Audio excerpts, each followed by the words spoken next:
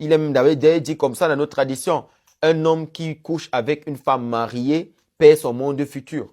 Ça dit que c'est la guéhinome, la guéhenne, l'enfer qui l'attend.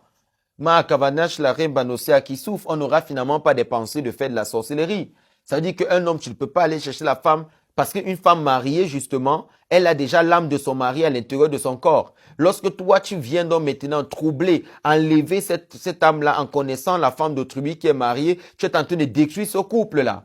Tu es en train de détruire ce couple. On ne cherche pas une femme qui est en couple. Faut pas chercher la femme d'autrui.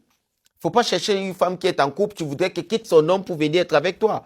Ou plutôt un homme, tu veux à tout prix qu'il quitte sa femme. Non, c'est pas possible. C'est pas possible. Le chemin inverse ne se fait pas. Elle dit qu'il faut être là où vous êtes.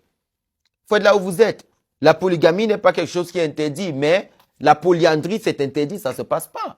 Parce que c'est la femme qui reçoit la semence de l'homme. Il n'y a jamais un kéli chez l'homme. C'est pas l'homme qui reçoit la semence de la femme. C'est la femme qui reçoit la semence de l'homme. Et cette succession de couches-là qui se dépose à l'intérieur de la femme façonne son caractère. Alors une femme est comme son mari. C'est pour ça que la femme est le miroir comme ça de l'homme. C'est-à-dire que si vous voyez par exemple une femme qui fait un certain nombre de choses, sachez que son mari lui aussi n'est pas facile. Il faut savoir qu'ils sont pareils. Si vous regardez par exemple dans votre quartier, je me rappelle, je l'ai dit une fois, tout le monde s'est fâché et je l'expliquais aussi.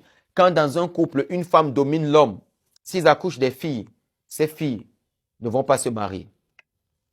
Si une femme crie sur son mari, ils accouchent des filles, il sera très difficile que ces filles restent dans un foyer. Elles auront du dessus sur leur mari.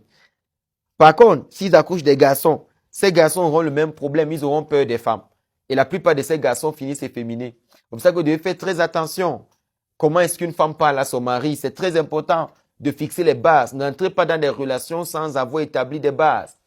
Quand vous voulez entrer dans une relation, établissez des bases. Il faut connaître votre partenaire. Il faut connaître qui il est.